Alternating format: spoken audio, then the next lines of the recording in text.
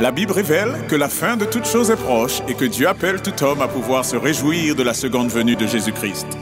L'objectif de cette présentation est de vous préparer à être du nombre de ceux qui gardent les commandements de Dieu et le témoignage, la foi de Jésus-Christ. La semaine précédente, nous avons terminé la série d'études sur les fêtes juives avec le message intitulé « La réalité des tabernacles en Jésus-Christ ». Et à la fin de cette présentation, nous avons vu que la fête des tabernacles était un type de l'avènement de Jésus lors de la fin du monde pour la moisson finale. Et le texte qui nous a permis d'arriver à cette conclusion se trouve en Apocalypse chapitre 14, versets 14 et 16. Je vous invite à vous rendre avec moi en Apocalypse chapitre 14, versets 14 et 16 pour reconsidérer le texte qui nous a permis d'arriver à cette conclusion.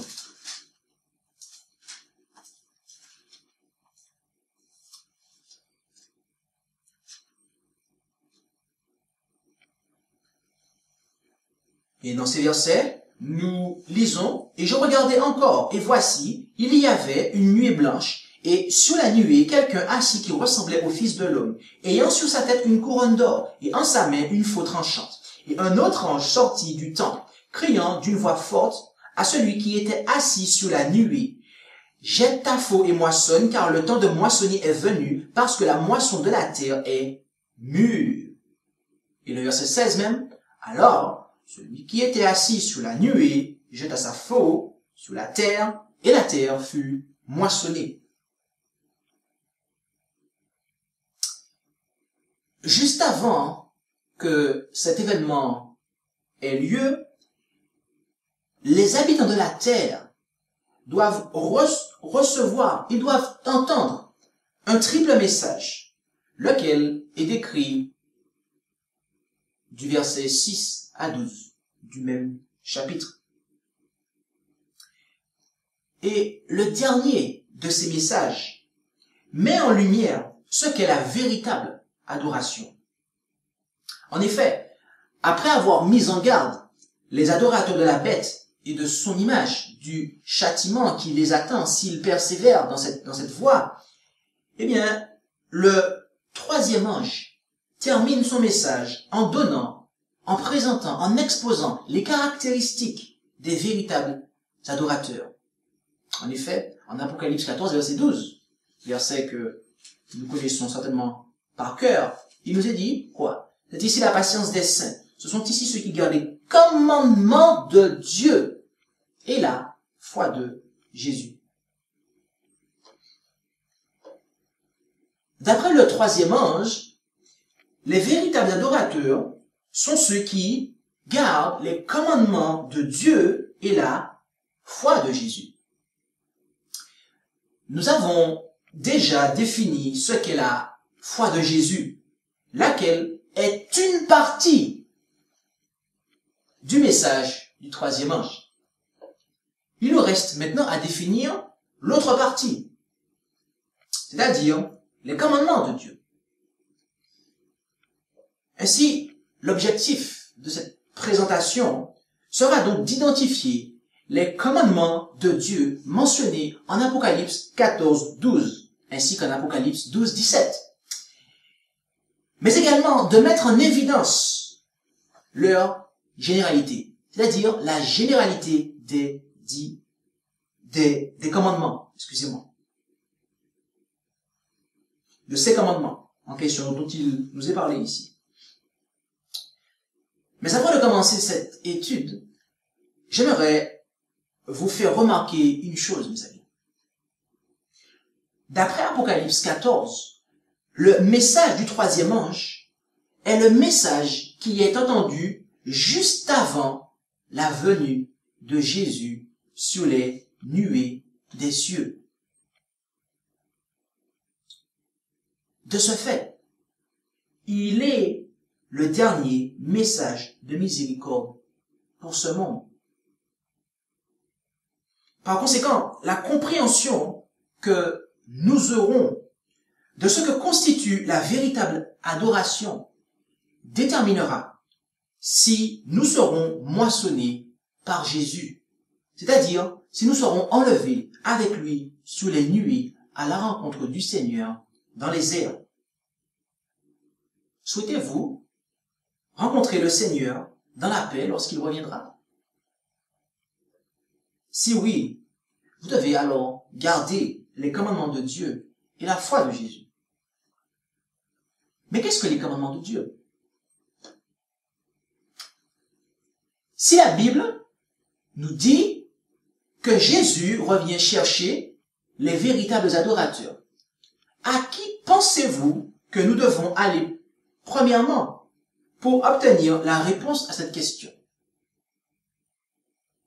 À Jésus lui-même. Voilà pourquoi je vous invite à vous rendre avec moi en Matthieu, chapitre 15, versets 1 à 9. L'évangile selon Matthieu, chapitre 15, versets 1 à 9. Matthieu, chapitre 15, versets 1 à 9.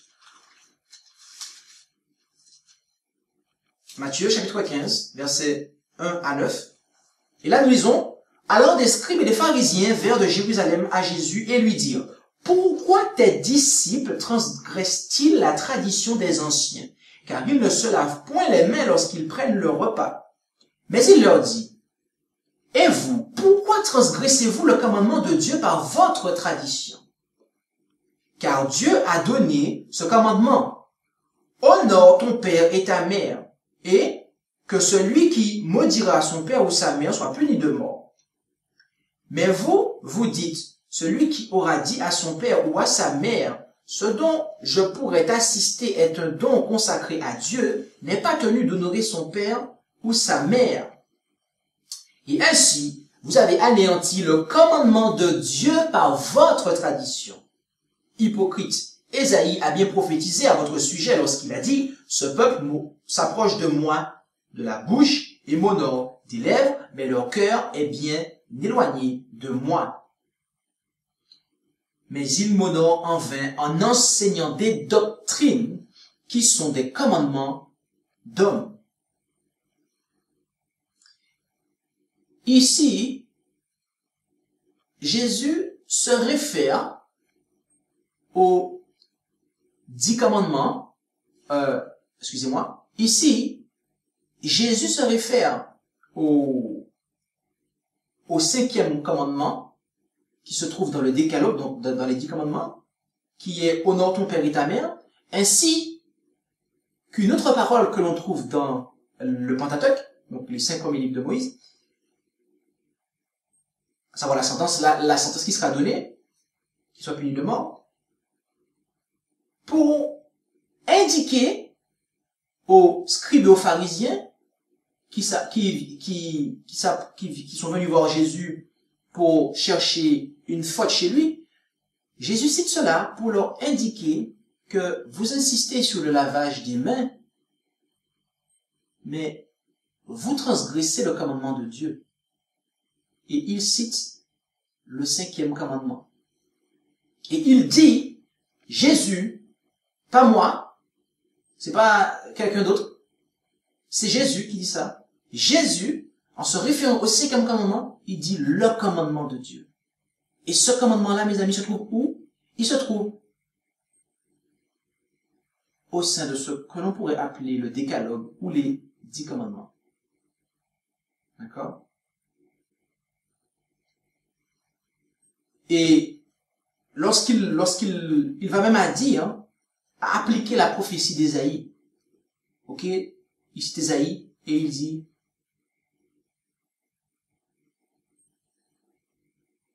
que on s'approche de moi de la bouche, mon nom de lèvres, mais le cœur est éloigné de moi. Et à la fin, ils disent, ils m'honorent en vain en enseignant des doctrines qui sont des commandements d'hommes. Donc ici, Jésus oppose des cérémonies que les Juifs, auxquelles ils attachaient une grande importance, et au détriment de commandements que Dieu avait donnés. Et donc ainsi, mes amis, nous voyons que si ce commandement-là, Jésus dit que c'est le commandement de Dieu et que ce commandement-là se trouve au sein d'une série de 10 commandements, alors les 10 commandements sont les commandements de Dieu, mes amis.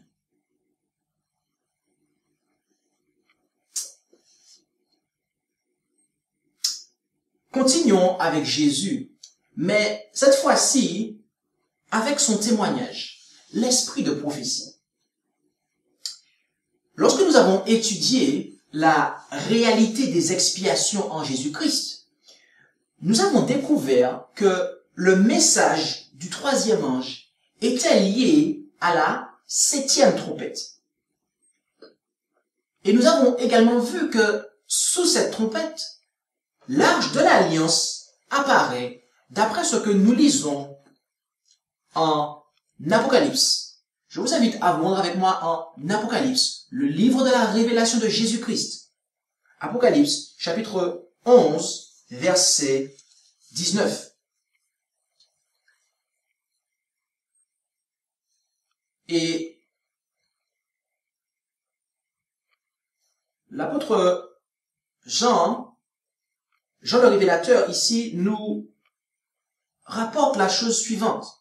Et nous sommes sous la 7e trompette. Et il déclara que « Et le temple de Dieu s'ouvrit dans le ciel, et l'arche de son alliance parut dans son temple. Et il y eut des éclairs, et des voix, et des tonnerres, et un tremblement de terre, et une grosse grêle. » Est-ce l'arche d'une alliance? Non, mes amis. Il ne s'agit pas de l'arche d'une alliance. Il s'agit de l'arche de son alliance. L'arche de l'alliance de Dieu, mes amis. Le temple et l'arche dont Jean nous parle dans ce verset font partie du modèle que l'Éternel montra à Moïse sous la montagne, d'après ce que nous lisons en Exode, chapitre 25, verset 9. Ainsi, l'arche de l'alliance terrestre a été conçue d'après un modèle céleste. En hébreu, l'épître de Paul aux Hébreux, chapitre 9, et du verset 1 à 5, l'apôtre Paul nous donne davantage d'informations sur l'arche terrestre. Où nous rendons-nous? En Hébreux, chapitre 9, versets 1 à 5. Et lisons, « La première alliance avait donc aussi des ordonnances touchant le service divin et le sanctuaire terrestre. En effet, on construisit le premier tabernacle, dans lequel était le chandelier, la table et les pains de proposition. Et il était appelé le lieu saint. Et au-delà du second voile était le tabernacle, appelé le saint des saints, ayant un encensoir d'or, et l'arche de l'alliance toute recouverte d'or, où était une lionne d'or contenant la manne, la vierge d'Aaron, qui avait fleuri, et les tables de l'alliance. Et au-dessus étaient les chérubins de gloire, couvrant le propitiatoire de leurs ombres, ce dont il n'est pas besoin maintenant de parler en détail.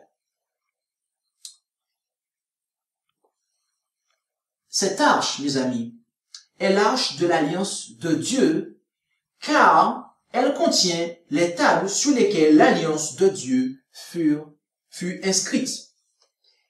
Et afin d'identifier cette alliance, rendons-nous en Exode, chapitre 19, et lisons, commençons la lecture à partir du verset 23 jusqu'au verset 25.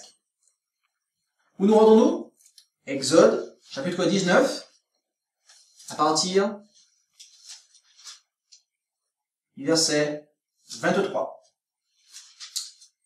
Et là, nous lisons, en Exode, chapitre 19, à partir du verset 23, nous lisons que « Et Moïse dit à l'Éternel, le peuple ne peut monter vers le mont Sinaï, car tu nous as fait sommation en disant, fixe des limites autour de la montagne et sanctifie-la. Et l'Éternel lui dit, va, descends, puis tu monteras, toi et Aaron avec toi, mais que les sacrificateurs et le peuple ne fassent pas irruption pour monter vers l'Éternel, de peur qu'il ne les frappe. Moïse donc descendit vers le peuple, et il le leur dit. » Nous sommes ici sur le mont Sinaï. Et c'est du haut de cette montagne que Dieu prononça les 10 paroles que nous lisons du verset 1 à 17 du chapitre suivant. Au verset 1 à 17 du chapitre suivant, excusez-moi. Et combien de paroles avons-nous en Exode 20, du verset 2 à 17? Nous en avons 10, mes amis.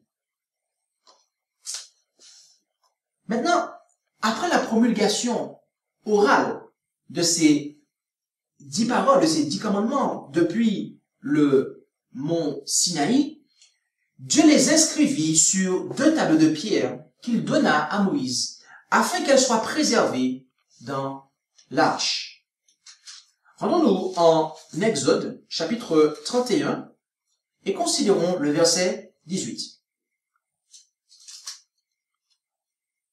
Nous allons lire Exode, chapitre 31, et le verset 18. Et quand Dieu eut achevé de parler avec Moïse sur la montagne du Sinaï, il leur donna les 2 tables du témoignage, tables de pierre écrites du doigt de Dieu. Ok? Et je vous invite à comparer ce texte avec ce que nous lisons en Deutéronome, chapitre 5, verset 22.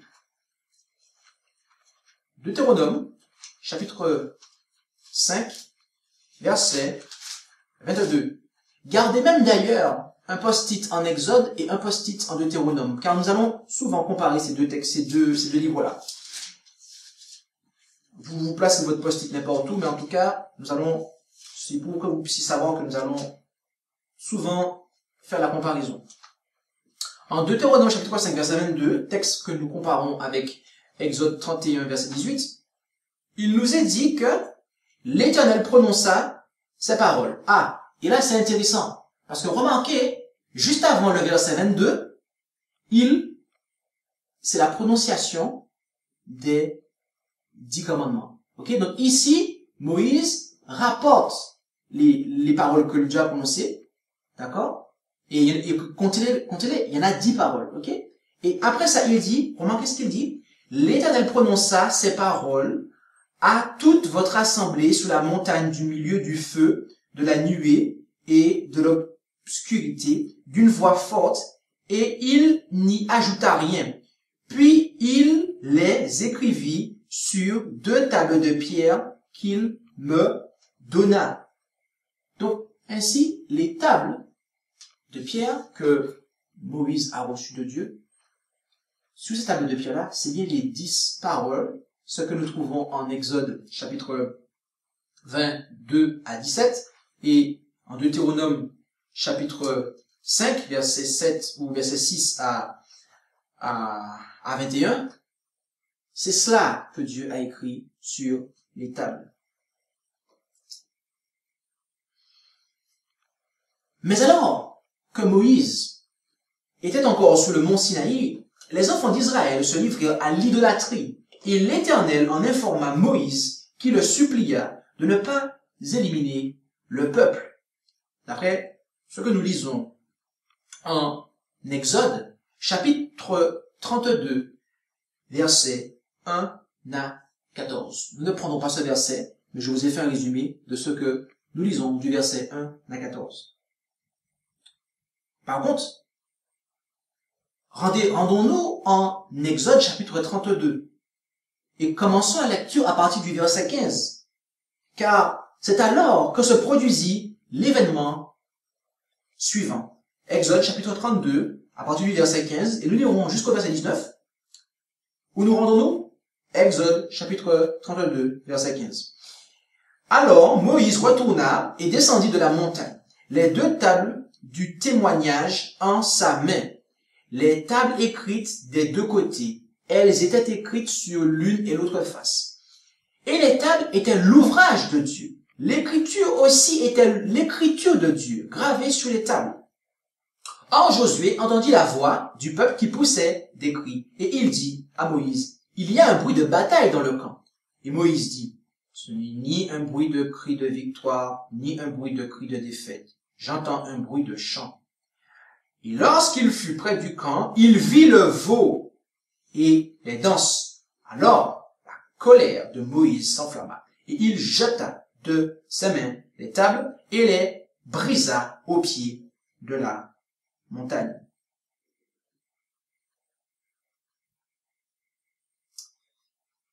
Et quelque temps après avoir brisé les tables sur lesquelles avait été inscrite l'alliance de Dieu, Moïse se rendit de nouveau sur le mont Sinaï, d'après ce que nous lisons en Exode chapitre 34, versets 1 à 4. Exode chapitre 34, versets 1 à 4,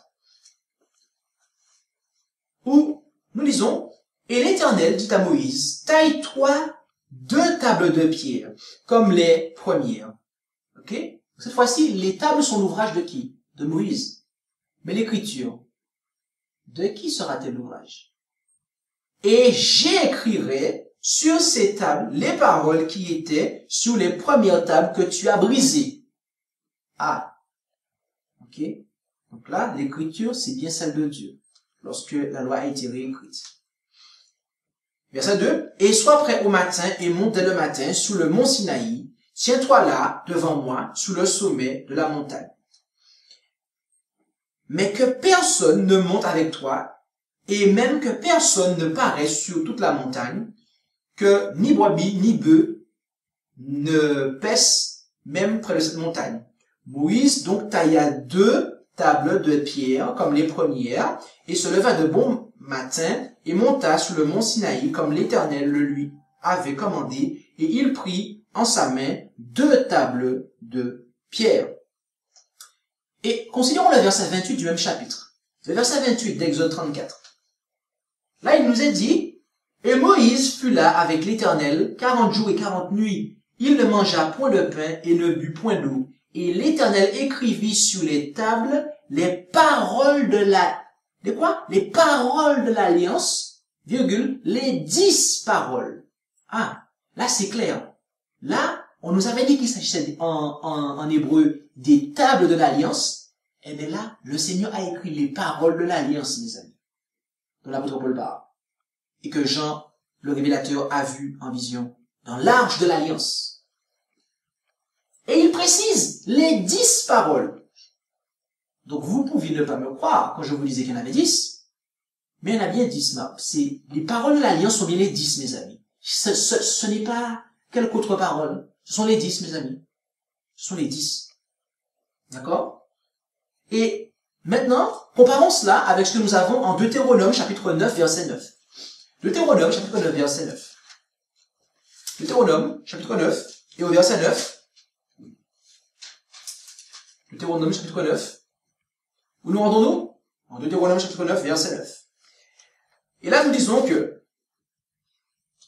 quand je montais sur la montagne pour prendre les tables de pierre, les tables de l'alliance que l'Éternel a traitées avec vous, je demeurais sur la montagne 40 jours et 40 nuits sans manger de pain ni boire d'eau. Ok? Verset 11 maintenant. Donc, avant de passer au verset 11, excusez-moi, j'ai pas résumé. Ici, les tables de pierre sont mises les tables de l'alliance. Ok. Maintenant, verset 11. Et il arriva qu'au bout de 40 jours et 40 nuits, l'Éternel me donna les 2 tables de pierre, les tables de l'alliance. Ok? Ça fait le 3e texte, mes amis, que nous lisons, qui nous dit bien que ces tables de pierre qu'il reçut, et nous l'avons vu, sur lesquelles furent inscrites les paroles de l'alliance, les 10 paroles sont bien les tables de l'alliance. D'accord? Maintenant, le verset 15. Je retournai donc et je descendis de la montagne. Or, la montagne était tout en feu, ayant les 2 tables de l'alliance dans mes 2 mains. Ok? Donc, mes amis, ce sont bien les tables de l'Alliance, les tables de pierre qu'il reçut, sous lesquelles furent inscrits les paroles de l'Alliance, les 10 paroles. Et en Deutéronome chapitre 10, et lisons les 5 premiers versets. En ce temps-là, l'Éternel me dit, taille-toi 2 tables de pierre comme les premières, et monte vers moi sur la montagne. Tu te feras ainsi une arche de bois, et j'écrirai sur ces tables les paroles qui étaient sur les premières tables que tu as brisées, et tu les mettras dans l'arche. Ok? Verset 3. Je fis donc une arche de bois de Sittim, et je taillai 2 tables de pierre comme les premières, et je montais sur la montagne, ayant les 2 tables en ma main. Et il écrivit sur ces tables ce qu'il avait écrit la première fois, les 10 paroles que l'Éternel avait prononcées lorsqu'il parlait avec vous sur la montagne, du milieu du feu, au jour de l'assemblée. Puis l'Éternel me les donna. Verset 5 maintenant. Et je retournai et je descendis de la montagne, et je mis les tables dans l'arche que j'avais faite, et elles y sont demeurées comme l'Éternel me l'avait commandé. Ainsi, mes amis, il ne fait nul doute que les tables de l'Alliance sont les tables sur lesquelles furent écrits les 10 paroles qui sont les paroles de l'Alliance. Et lesquelles, je fais allusion aux tables, et bien, ces 2 tables-là, ce sont celles que Moïse a mis dans l'arche.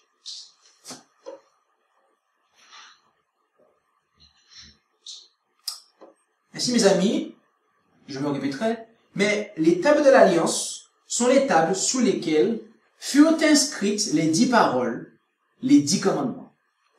Par conséquent, les 10 commandements, les commandements de Dieu, constituent l'alliance de Dieu. Et bien qu'ils aient été ensuite recopiés par Moïse dans le livre de la loi, notez que les 10 commandements, en plus d'être les seules paroles à avoir été écrites du propre doigt de Dieu, sont les seules paroles qui furent promulguées de manière audible au peuple. Tandis que toutes les autres lois et règlements que Dieu ordonna durant cette période et après furent uniquement communiqués par l'entremise de Moïse. En effet, en Exode, chapitre 20, et au verset 1, Exode, chapitre 20, et au verset 1, il nous est dit, « Alors Dieu prononça toutes ces paroles en disant. » Et là, mes amis, c'est Dieu qui prononça toutes ces paroles en disant. Et considérons le verset 18 et 19, juste après qu'il eut prononcé ça. Verset 18. « Or tout le peuple entendait les tonnerres et le son de la trompette et voyait les éclairs et la montagne fumante. Le peuple, donc, voyant cela, tremblait et se tenait loin. » Verset 19. « Et il dit à Moïse, « Parle-nous toi-même, et nous t'écouterons, mais que Dieu ne parle point avec nous, de peur que nous ne mourions. » Ils ont entendu la voix de Dieu, mais ils ont dit, on a peur, Moïse, toi parle-nous. Mais pas Dieu, toi parle-nous. Ils ont demandé à Moïse d'être médiateur. Et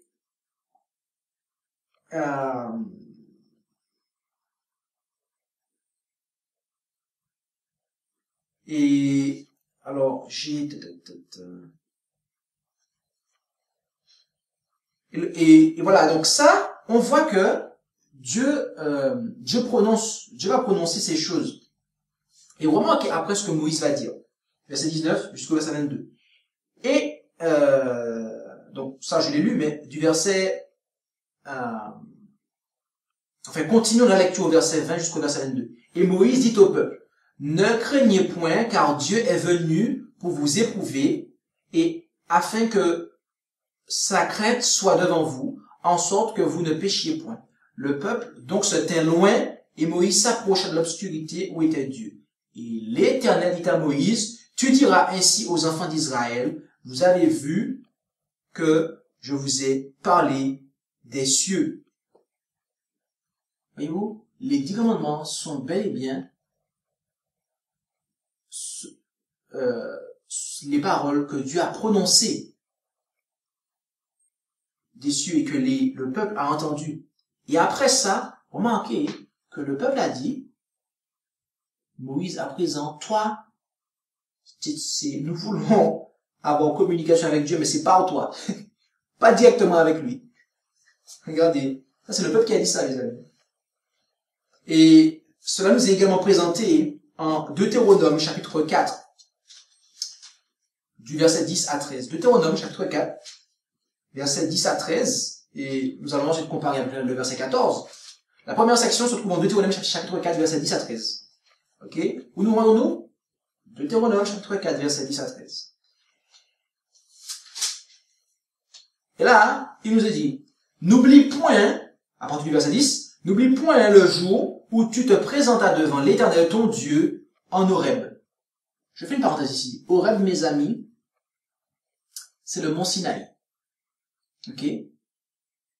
Car, en réalité, pour être plus précis, Horeb, c'est le nom général que porte la chaîne de montagnes, dont le mont Sinaï est le sommet est l'un des plus hauts sommets, en fait. D'accord? Donc, lorsque vous voyez Horeb dans la Bible, et notamment en relation avec les commandements, les 10 commandements, c'est le mont Sinaï dont il est fait dont il est question. D'accord? Alors, reprenons.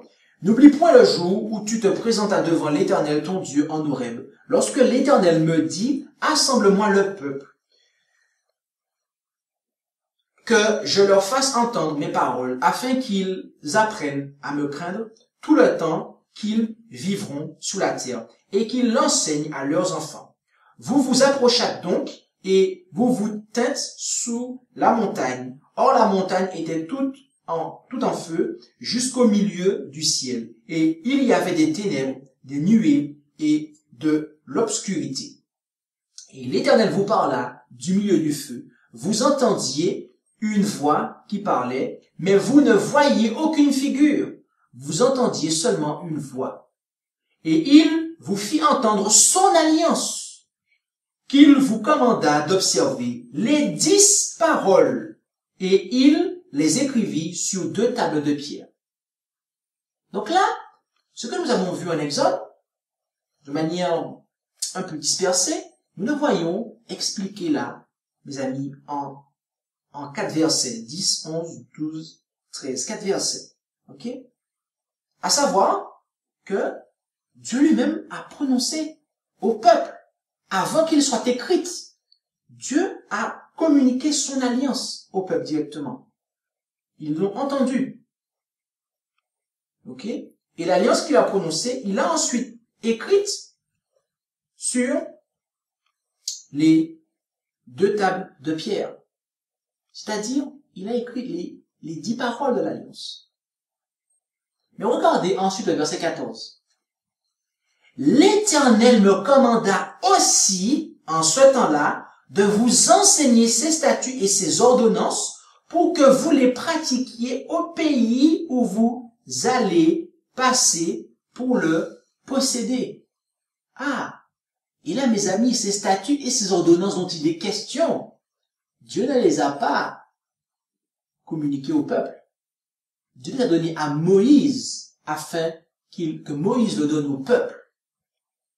Et c'est là, voilà pourquoi tout à l'heure, nous avons dit que bien qu'ils aient été recopiés par Moïse dans le livre de la loi, eh bien, que les 10 commandements sont les seules paroles qui furent promulguées de manière audible au peuple. Tandis que toutes les autres lois et règlements, donc ce que nous lisons ici, au verset 14, les statuts, les ordonnances, eh bien, après la promulgation des 10 commandements, eh bien, furent uniquement communiqués par l'entremise de Moïse. Et voyez-vous, ce statut particulier que possèdent les tables de l'Alliance, sur lesquelles sont inscrites les paroles de l'Alliance, les 10, eh bien, est reflété dans le fait qu'elles furent placées à l'intérieur de l'arche de l'Alliance, comme nous l'avons lu précédemment. Tandis que la loi de Moïse, qui fut écrite dans un livre, laquelle Dieu donna à Moïse afin que celui-ci l'enseigne au peuple, eh bien, fut placée à côté de l'arche, d'après ce que nous lisons en Deutéronome, chapitre 31, verset 26. En réalité, mes amis, les 10 commandements sont les 10 principes fondamentaux de la relation d'alliance.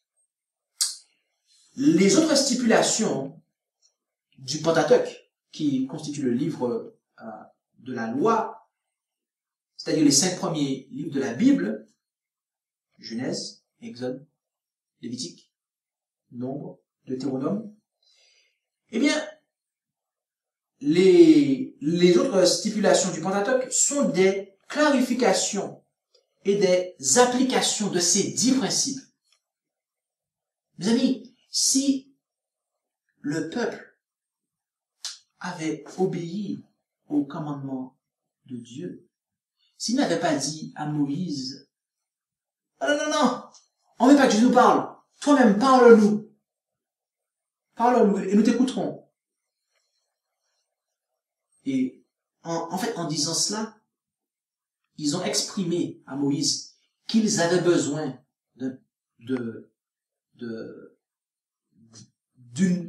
qu'ils avaient besoin que Moïse, eh bien, les instruise concernant cette loi, en fait. Et donc, voilà pourquoi le Seigneur a donné, en fait, tout le système cérémoniel et notamment, enfin, pas seulement ça, mais les jugements. Les jugements, c'est-à-dire toutes les explications relatives à la loi. Ok? Tous les détails, de manière à bien expliquer les 10 commandements. D'accord? Mais en fait, toutes ces explications que Moïse a données par rapport à la loi, tous ces jugements, tous ces préceptes, mais en fait, tout cela repose sur les 10 commandements. Ça veut dire que si on les a compris, on n'a pas besoin des préceptes. Par contre, les préceptes sont là pour montrer si on les a compris et pour aider à comprendre, ou surtout pour aider à comprendre les 10 principes. Et intéressons-nous maintenant à la division des 10 commandements.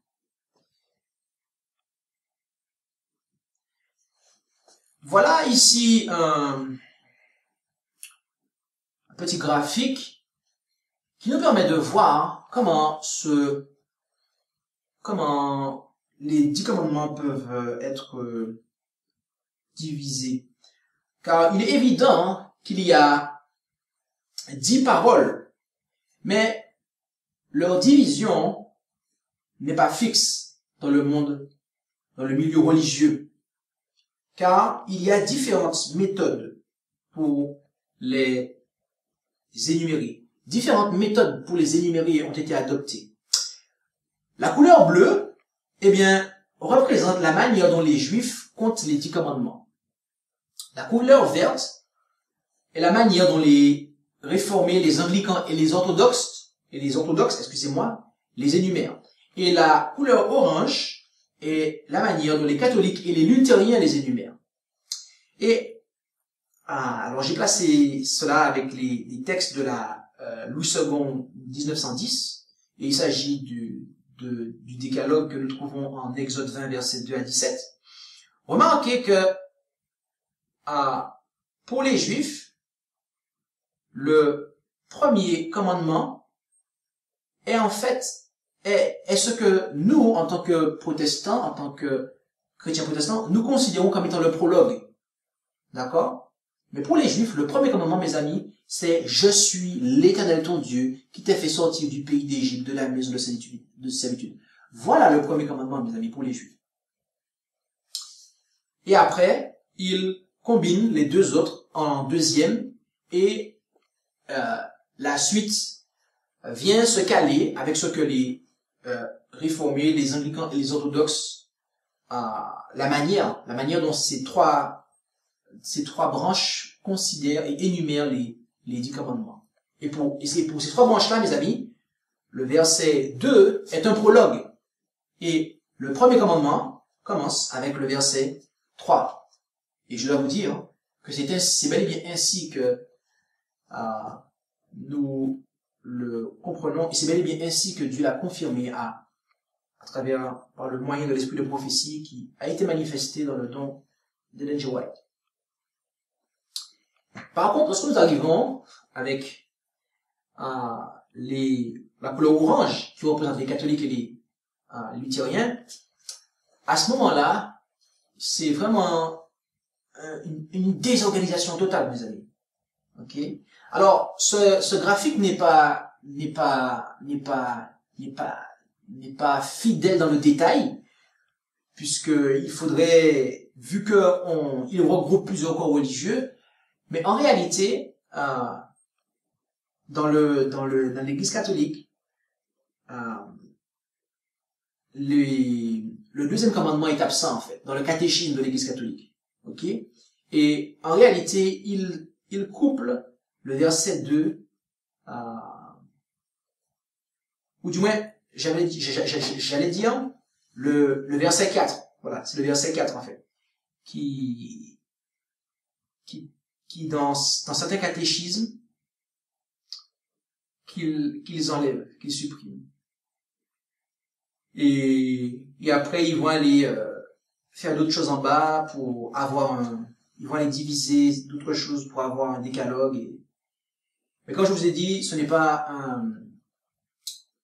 un graphique qui est forcément, vu qu'il combine plusieurs corps religieux, plusieurs dénominations, plusieurs mouvements religieux, eh bien, il ne peut pas être précis dans le détail. Mais pour ce qui est de la manière dont les catholiques divisent les 10 commandements, nous avons une petite brochure que je n'ai pas sous la main, qui s'intitule La loi de Dieu. Et si vous voulez savoir de manière plus précise comment l'Église catholique enseigne à ses fidèles les 10 commandements, les commandements de Dieu, je vous invite à nous contacter et nous vous ferons parvenir cette brochure gracieusement. Mais voilà ce que nous pouvions rapidement dire par rapport à cette division, à la manière dont ces 10 commandements, ou du moins s'énumèrent. Et après, il y a aussi la manière dont ils se divisent sur les tables. Okay? Les luthériens et les catholiques romains mettent 3 commandements sur la première table et 7 commandements sur la seconde. Mais les églises réformées, sur la réforme, eh bien, placent les 4 premiers sur la première table et les 6 premiers sur la seconde table. Ce qui est correct. Ce qui est la bonne manière de faire.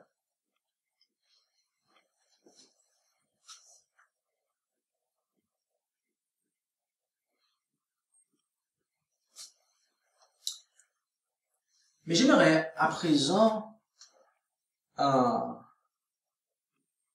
attirer votre attention sur un aspect de ces commandements, un aspect de cette loi, qui est l'esprit de la loi. Car contrairement aux apparences, mes amis, cette loi, ces 10 commandements, ces 10 paroles de l'Alliance, cette loi n'est pas superficielle et encore moins négative. Car celui qui l'a donnée à Israël est celui qui les fit sortir de l'esclavage d'Égypte. En effet, lorsqu'il commence avant d'énumérer les 10 paroles, remarquez ce que le Seigneur dit aux enfants d'Israël. Exode 20, verset 2. Je suis l'Éternel ton Dieu qui t'ai retiré du pays d'Égypte, de la maison de servitude.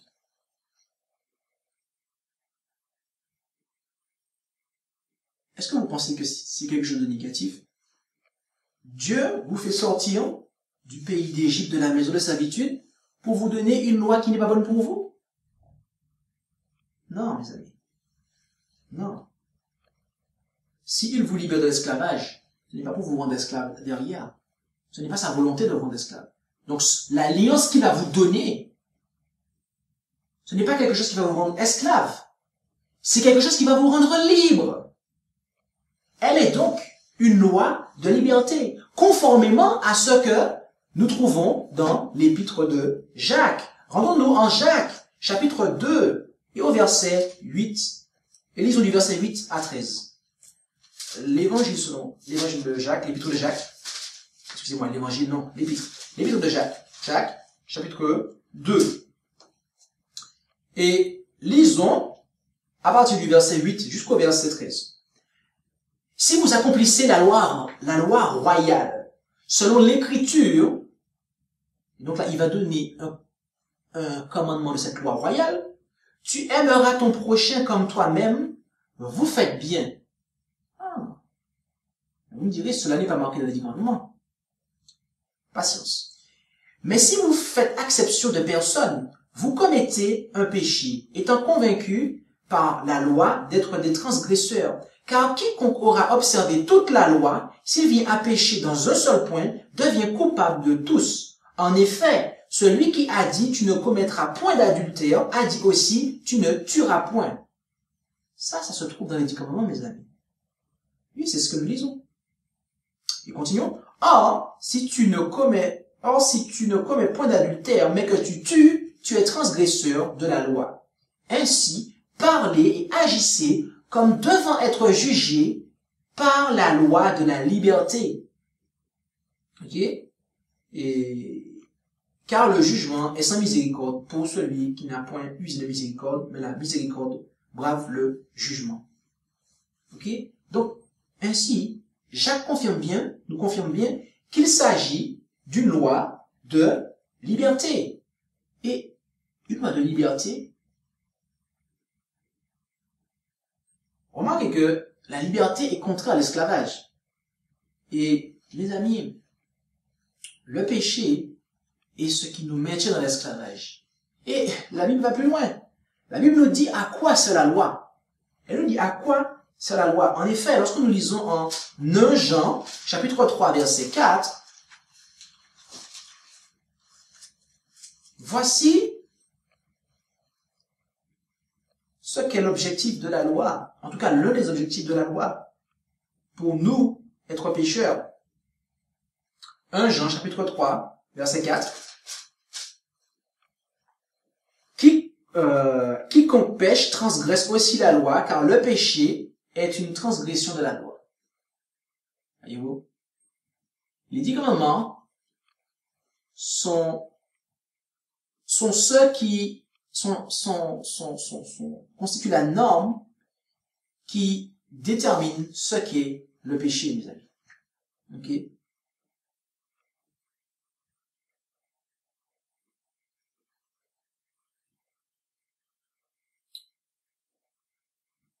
Et nous allons revenir sur ce point-là lors de la conclusion de cette présentation. Mais maintenant, j'aimerais attirer votre attention,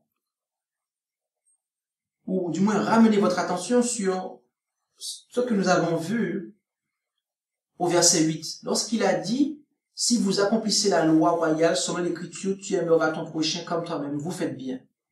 Ok? Et après, il parle de loi royale, et après, il dit une loi de liberté, et il se réfère aux 10 commandements. Qu'est-ce que cela veut dire? Parce qu'ici, au verset 8, il cite le Deutéronome à Jacques.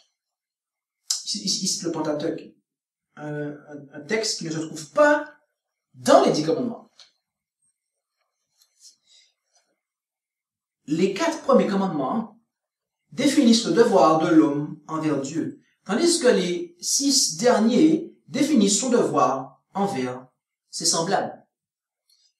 Et cela est tellement vrai, mes amis, que Jésus les résuma tels que nous les lisons en Matthieu, chapitre 22. Matthieu, chapitre 22, et lisons du verset 37 au verset 40. Où nous rendons-nous? Matthieu, chapitre 22, verset 37 à 40. Jésus lui dit, tu aimeras le Seigneur ton Dieu de tout ton cœur, de toute ton âme et de toute ta pensée. C'est là le premier et le grand commandement. Et voici le second qui lui est semblable. Tu aimeras ton prochain comme toi-même.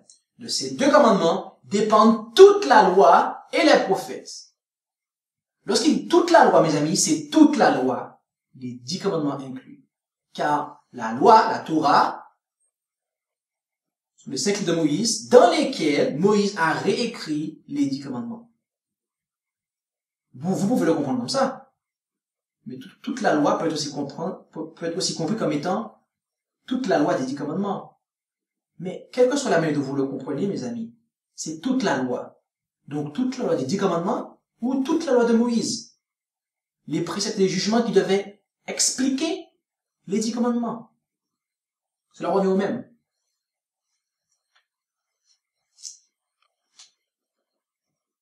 Et c'est de façon similaire, mes amis, que l'apôtre Paul résuma la loi en Romains, chapitre 13, versets 8 à 10. Rendons-nous en Romains, chapitre 13, versets 8 à 10. Romains, chapitre 13, versets 8 à 10. Et là, l'apôtre déclara, ne devez rien à personne, si ce n'est de vous aimer les uns les autres, car celui qui aime les autres a accompli la loi. Nous apprenons ici que qu'aimer, ok, et ici le terme qui est employé c'est agapé, en tout cas le lemme, la racine qui est là, c'est agapé, mes amis.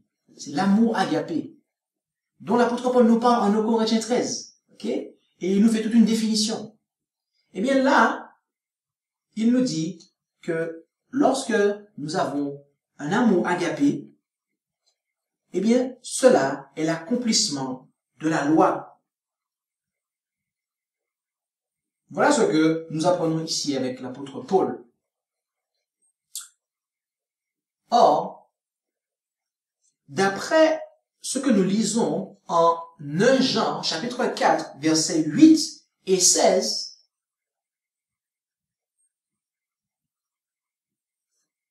nous apprenons que Dieu est amour agapé. C'est ce que Dieu est, mes amis. Dieu est amour agapé. Par conséquent, les commandements de Dieu, les 10, sont l'expression du caractère d'amour de Dieu. Y a-t-il encore quelqu'un qui pense que cette loi est superficielle ou négative? Vous savez, il y a même des gens qui vont à dire que les 10 commandements ont été abolis à la croix. Et il y en a qui vont jusqu'à dire que, eh bien, les 10 commandements ont été donnés, ils ont été donnés au peuple d'Israël sur le mont Sinaï, et ils n'existaient pas avant. Mais les gens qui disent cela sont en train de dire la chose suivante. C'est-à-dire qu'avant le mont Sinaï, Dieu n'avait pas d'amour. Et ils sont également en train de dire qu'après la croix, Dieu n'a plus d'amour. En clair, Dieu est amour uniquement entre le mont Sinaï et la croix, en fait. Non, puisque celui qui a écrit que Dieu est amour l'a écrit après la croix, mes amis.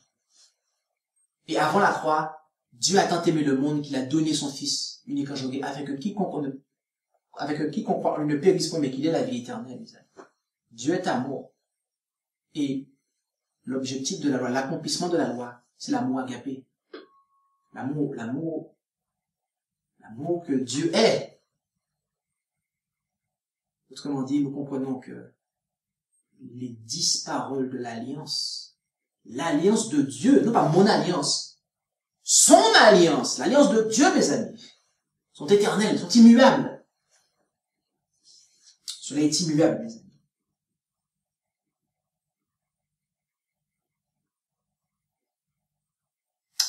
Quelle est donc la conclusion de toute cette affaire? Quelle est donc la conclusion de tout ce discours que nous venons d'avoir? Je vous invite à remonter avec moi en Ecclésiaste chapitre 12 et lisons les versets 13 et 14. Ecclésiaste chapitre 12, versets 13 et 14.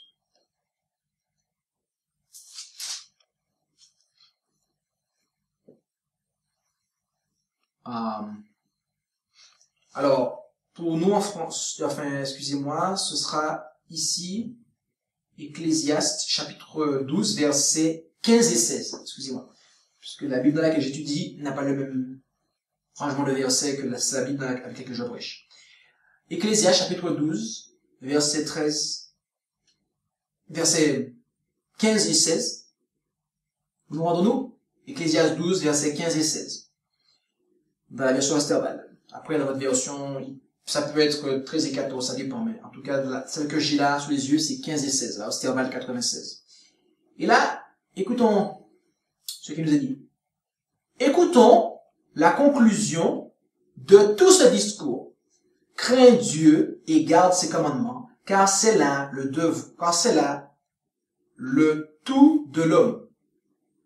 Verset 16. Car Dieu fera venir toute œuvre en jugement, car tout ce qui est caché, avec tout ce qui est caché, soit bien, soit mal. Voilà la conclusion de cette affaire, mes amis. C'est que le tout de l'homme, c'est-à-dire le devoir de l'homme, est de garder les commandements, de garder l'alliance, les 10 paroles de l'alliance. Et pourquoi cela? Les 10 commandements, mes amis, sont la norme de la justice divine, d'après laquelle nous serons tous jugés. Et, voyez-vous, si nous serons jugés par une loi de liberté, une loi royale, une loi d'amour, nous devons alors remporter la victoire sur le péché et développer un caractère d'amour qui ne sera pas autre chose que l'accomplissement des 10 commandements de Dieu, les 10 paroles de son alliance. Des foules de personnes sont persuadées que le pape François ainsi que les leaders religieux protestants populaires sont des êtres remplis d'amour. D'amour agapé, je précise. Ils sont persuadés que ces personnes-là sont des êtres remplis d'amour pour les hommes. Mais mes amis, la transgression de la loi manifeste l'absence d'amour agapé. Et de l'autre côté, des croyants n'ont pas d'amour agapé, des croyants qui n'ont pas d'amour agapé sont convaincus qu'ils observent la loi de Dieu. Mes amis, l'absence d'amour agapé est une transgression de la loi. Et je m'applique d'abord à moi. J'applique d'abord à moi ce que je viens de dire à l'instant, mes amis. Je souhaite développer un caractère d'amour conforme aux commandements de Dieu, mes amis, aux 10.